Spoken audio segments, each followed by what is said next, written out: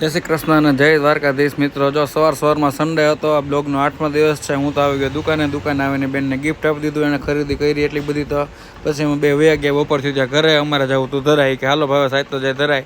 પછી તમે ગયા ધરાય. પછી અમારા એક નાનું બાવ છે, નાના બાવને અમે કરાવ્યા હાલેડું કરાવીને અમે આવી ગયા ઘરે આવીને પછી મારે તો તું કામ, પપ્પા કે હું હાલો પડદા હરખા કરી નાખું. તો પછી પપ્પા લઈ ગયા પડદા ઘરે અને દીપાલીએ ગોઠવો. પછી કબાટ બહુ બધું વિખાઈ ગયું. હમણાં ઓફર ચાલુ છે તો કસ્ટમર ચાલુ જોઈએ, તો એને પછી બધું વ્યવસ્થિત કર્યું, ગોઠવું અને સાફ કરતી જાય, ગોઠવતું જાય. અમારે ત્યાં બધું નીટ એન્ડ ક્લીન વસ્તુ જોઈએ, અમને મોડું તો કાંઈ હાલે નહીં. પછી અમે ગોઠવા અમારા કાના બધાય. પછી આવી ગયા અમે ઘરે આવીને બનાવી મેગી. સ્વરાંશ કે ડેડી મેગી ખાવીશ.